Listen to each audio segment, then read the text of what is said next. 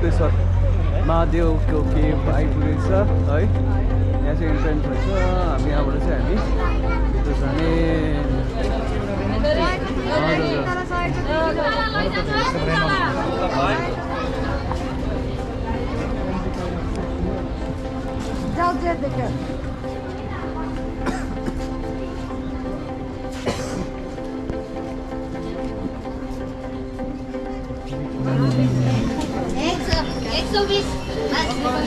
यो चाहिँ गुप्तेश्वर धाम। हजुर मन्दिर तल छ फेरि। ए हजुर हजुर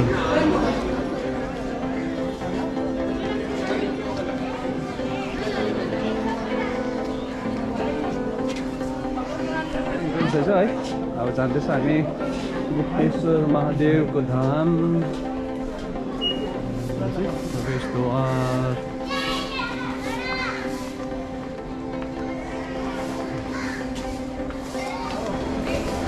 पहिला कस्तो थियो भन्दा नि भाइ, हजुर हजुर यो बनाएको थिएन, यहाँबाट थियो सिधा एउटै ओह्रालो। ए हजुर हजुर ए यहाँ तल जाने थियो कि एउटै बाटो। अनि पछि मान्छेलाई साह्रो ए त्यसको घुमाएर लग्यो। ए हजुर है। यो भने राम्रो गरिदिएको छ नि अहिले चाहिँ तर यसले गर्दाखेरि राम्रो नि त, भ्यू पनि राम्रो देख्दैछ है। राम्रो छ नि। हजुर हजुर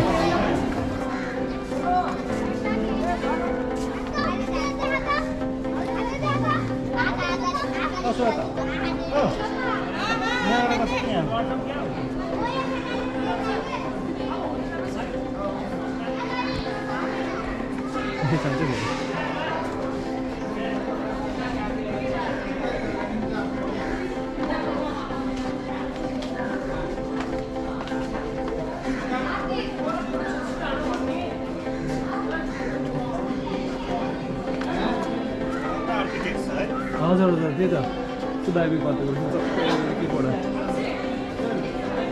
समुद्र मन्थनको पनि रहेछ नि त। हजुर है यहाँ पनि लजले गरिदिएको छ नि त।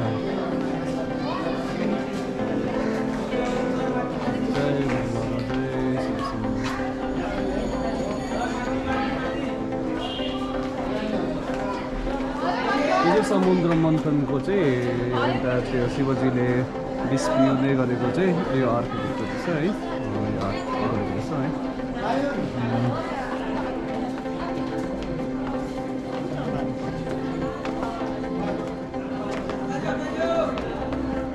यहाँबाट चाहिँ फोटोहरू लिनु पाउँदैन भनेर चाहिँ लेखिरहेको छ है।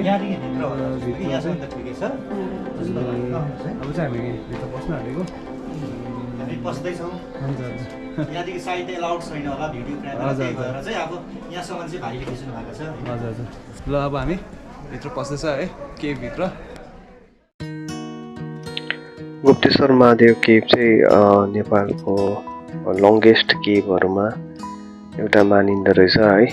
अनि यो गुप्तेश्वर महादेव केभ चाहिँ 1950मा डिस्कभर गरिएको रहेछ है। अनि पछि यसको एन्ट्रेन्स गेटहरू चाहिँ 1991मा चाहिँ बनाएको रहेछ है।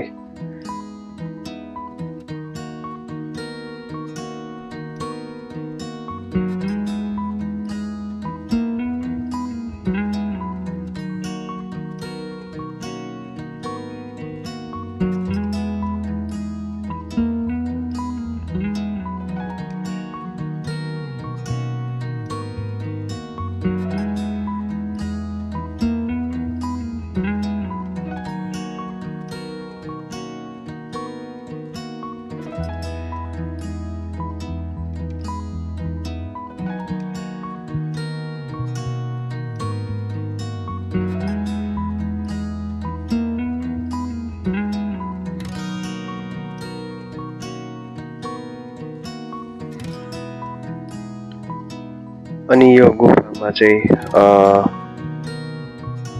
देवी फल्स भन्ने झरनाको पानी चाहिँ बग्दो रहेछ है।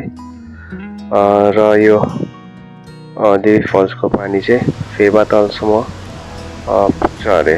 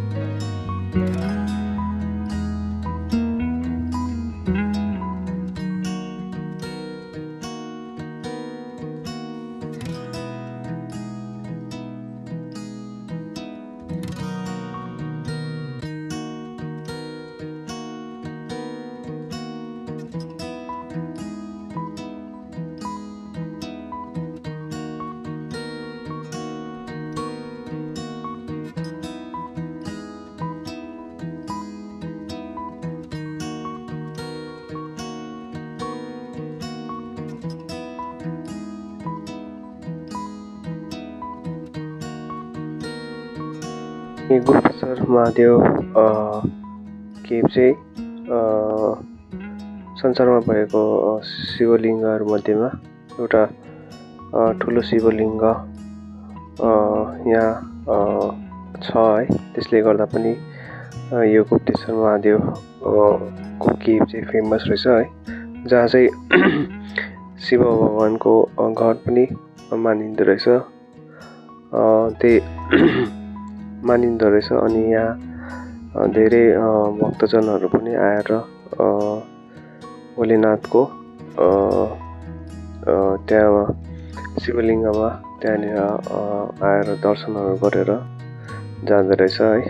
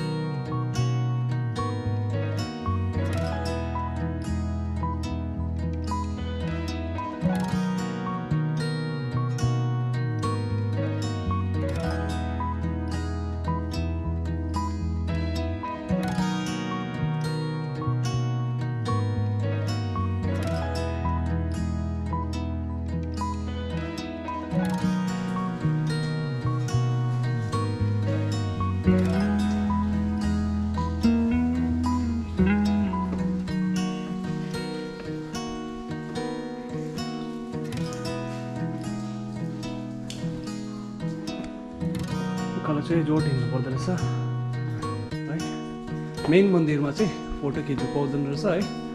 अनि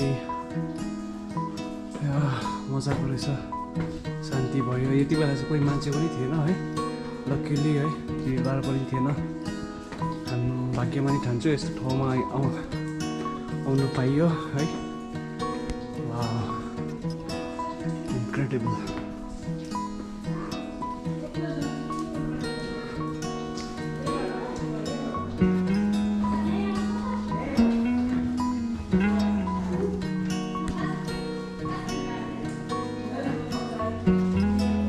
मेन मन्दिर त तल छ भित्र, त्यहाँ चाहिँ फोटो खिच्नु पाउँदैन है।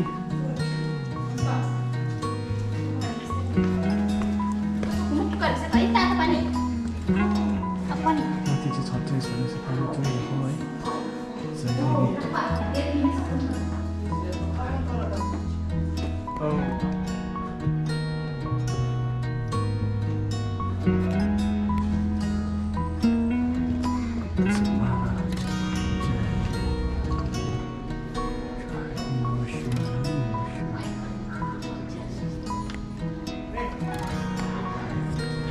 एकछिन तल गराइदिएको पसिनै पसिना भइदियो है। सायद अक्सिजनको कमी हो कि के हो, पसिना चुर भइदियो। तर वर्थ इट है, मजा आयो। भगवानको दर्शन गरियो। खाली थियो है तलनिर, भाग्यवश त्यस्तो भिड थिएन। मजा आयो।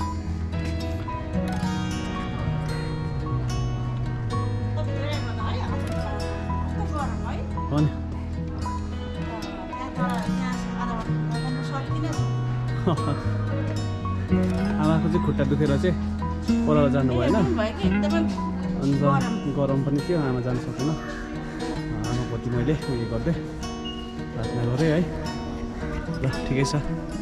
गुप्तेश्वर धामकै छेउमा चाहिँ यहाँ देवीज फल भन्ने पनि रहेछ है। यो पनि राम्रो छ है। हाम्रो दाले हामीलाई घुमाइदिनु हुँदैछ। यहाँ पनि कस्तो छ।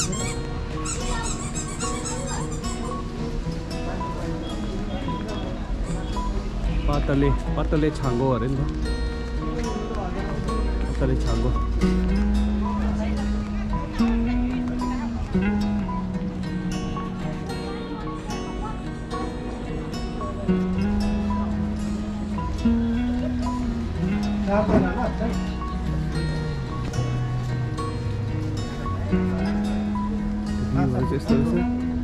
स्ट्रक्चर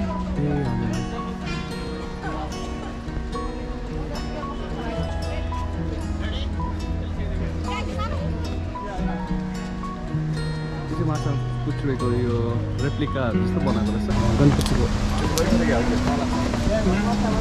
यता जाउँ न यहाँ मासु खर्च गरिदिँदैछ।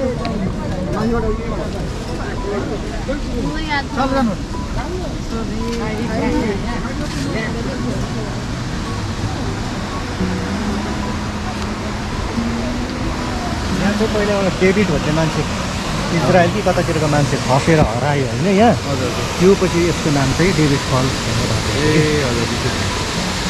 यता अहिले वर्षाको बेला त यहाँ त केही देख्दैन। यहाँ त घुम्नु पर्ने ठाउँ चाहिँ जुलाईतिर लाग्छ, त्यहाँबाट पानी बाहिर निक्लिन्छ होइन। अब पानी पुग्छ नि। हजुर हजुर।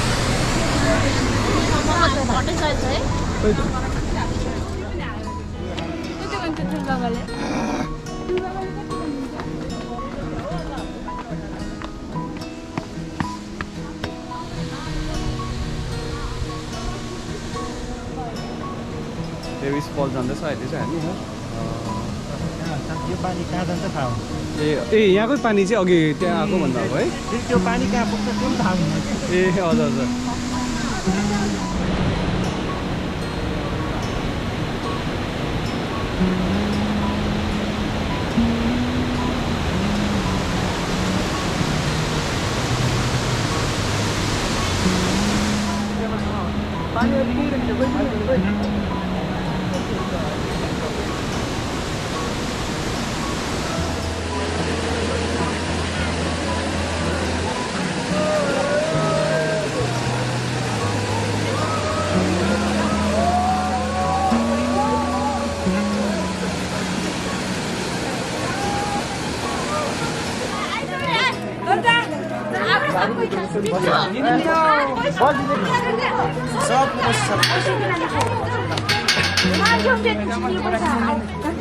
साथी रहेछ।